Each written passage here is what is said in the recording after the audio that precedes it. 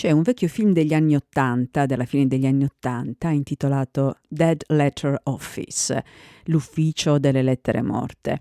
Un film che vidi, un film proprio piccino, piccino, che non so se abbia avuto una distribuzione fuori dall'Australia, un film australiano con tra l'altro Miranda Otto, che è una bravissima attrice australiana. Comunque, perché ve ne sto parlando? Perché racconta la storia di questa ragazza che lavora in un ufficio postale molto particolare dove arrivavano le lettere che non avevano destinatario, che non riuscivano ad arrivare a destinazione, mi pare di ricordare. Comunque mi è sempre rimasto impresso questa cosa qua dell'ufficio postale delle lettere morte, anche perché mi piace molto scrivere lettere.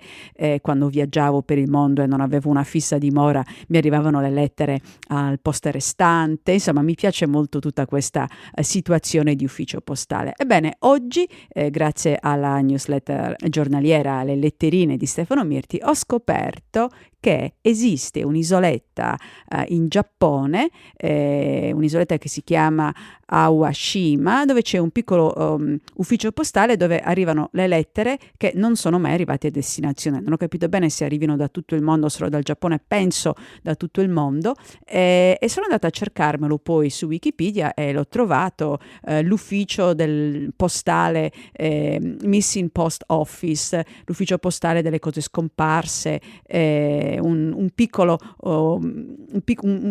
edificio dove appunto c'è questo ufficio postale dove arrivano le lettere che non vengono consegnate, che non sono consegnabili perché hanno un indirizzo scritto male, oppure mancano totalmente di indirizzo, oppure non è possibile rintracciare il destinatario. È una cosa molto romantica se ci pensate, cercare di dare comunque importanza e rilievo, tenere da qualche parte queste lettere che non sono arrivate a destinazione, questa comunicazione che non è avvenuta. E questo mi fa ricordare, sempre in tema di Giappone, un film, dovrei andare a cercare un po', recuperare il titolo, un film meraviglioso dove tra le altre cose si parla di una cabina telefonica dove la gente andava a telefonare alle persone care che non c'erano più.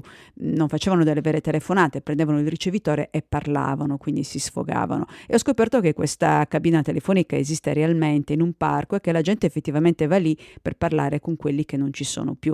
Avevo anche cercato di metterla nell'itinerario nell'ultimo mio viaggio in Giappone, però era veramente fuori da tutto il resto. Sarà questo forse un motivo per tornare in Giappone, per andare a vedere un po' questa cabina telefonica per le persone che non ci sono più, e magari andare anche a fare un giro nell'ufficio postale per le lettere delle persone che non hanno mai ricevuto la lettera.